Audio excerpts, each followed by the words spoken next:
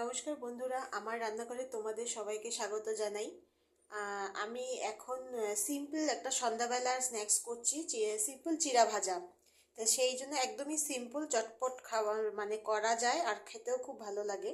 তো সেই জন্য আমি এখানে নিয়ে নিচ্ছি কিছু পেঁয়াজ কুচি, এখানে শুকনো লঙ্কা, এটাকে ভাজা করে নেব। এখানে আছে বাদাম, আর এখানে আছে পাঁপড়। এরকম পাঁপড় নিয়েছি, এই পাঁপড়গুলো দিয়ে চিড়া ভাজা করলে বেশি ভালো লাগে খেতে। তার সঙ্গে আছে জিরা। তো আমি সবার প্রথমে এখানে তেল গরম করে নেব। কড়াই গরম হয়ে গেছে, তা আমি এখানে পর্যাপ্ত পরিমাণে তেল দিয়ে দেবো, সবগুলো ঠিক মতোভাবে ভাজা হয়। আঁচটাকে একটু বাড়িয়ে দেব তেলটা গরম হওয়ার জন্য।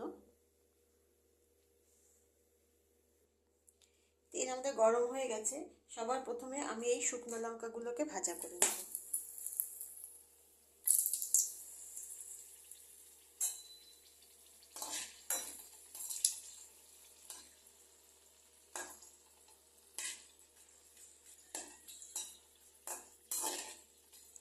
এগুলোকে একটু ভাজা করে নেব, এই একটু হালকা ডিপ ভাজা।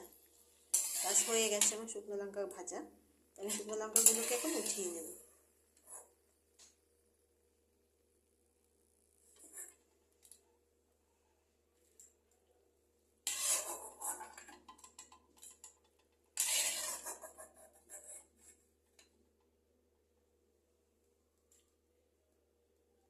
এখন আমি দিয়ে দিব বাদাম, অল্প কয়েকটা বাদাম ভাজা করে নেব। তেল কীরকম গরম হচ্ছে সেই বুঝে আঁচটা রাখবে। আমার তেলটা একটু বেশি গরম হয়ে গেছে, সেই জন্য আঁচটাকে আমি কমিয়ে রেখেছি। দেখো বাদাম ভাজাটা হয়েই যাচ্ছে দেওয়ার সাথে সাথে।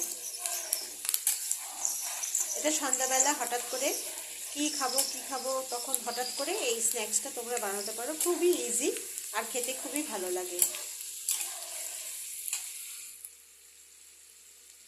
তা আমার বাদাম ভাজাটা হয়ে গেছে, বাদাম ভাজাটা আমি উঠিয়ে নেব। বাদাম ভাজা আমি উঠিয়ে নিয়েছি, এখন আমি এই পাঁপড়টাকে ভাজা করে নেব। এই পাঁপড়গুলো খেতে খুব ভালো লাগে, একদম ছোট ছোট পাঁপড়, বড় পাঁপড় দিয়েও করতে পারো, তোমাদের খুশি।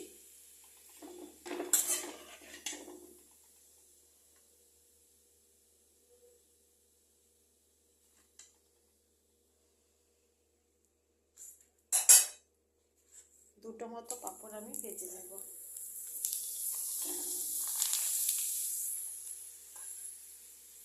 আমার এই স্ন্যাক্সটা যদি তোমাদের ভালো লেগে থাকে তবে লাইক, শেয়ার আর সাবস্ক্রাইব করে দেবে, অবশ্যই অবশ্যই অবশ্যই।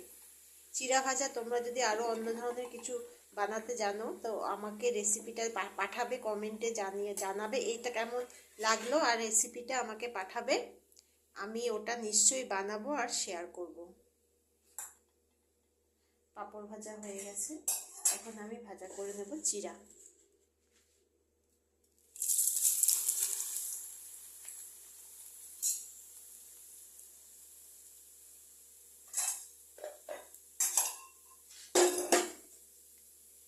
চিড়াটা আমি ভাজা করে নেব। চিড়াটা ভাজা করতে গিয়ে আমি একটু আঁচটাকে বাড়িয়ে নেব কম, চিড়াটা যাতে প্রপার ভাজা হয়।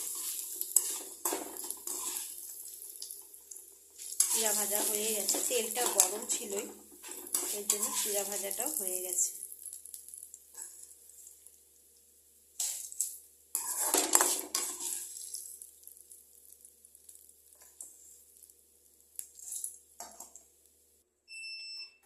আমার চিড়া ভাজা হয়ে গেছে। এখানে আমি সবুজ লঙ্কা দিয়ে একটু ঝাল নুন বানিয়ে রেখেছিলাম এই সব ভাজা স্ন্যাক্স খাওয়ার জন্য।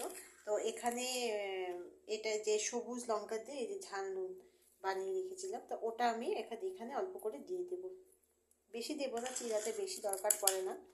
তারপরে আমি এখানে সবার প্রথমে দিয়ে দেব এই পেঁয়াজ কুচি আর এই বাদাম ভাজা আমি এখানে দিয়ে দেবো।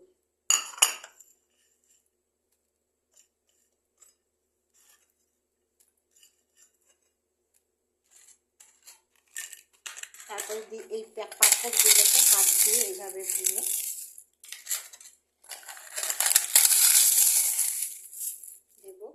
আর এই শুকনো লঙ্কাগুলোকে এরকমভাবে ভেঙে, হাত দিয়ে ভেঙে, এটা জাস্ট হাত দিয়ে করলে দেখো গুঁড়া হয়ে যাচ্ছে।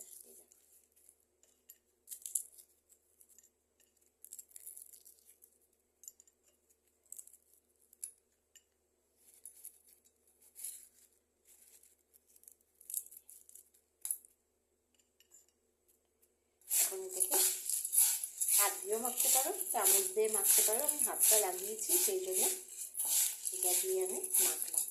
এখন এটাকে তোমরা সার্ভ করো।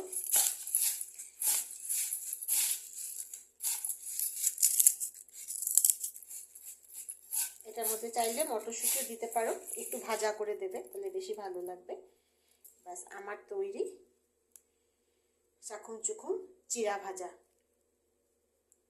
ভিডিওটা ভালো লাগলে লাইক, শেয়ার, সাবস্ক্রাইব অবশ্যই করবে। তো আজকের জন্য টাটা।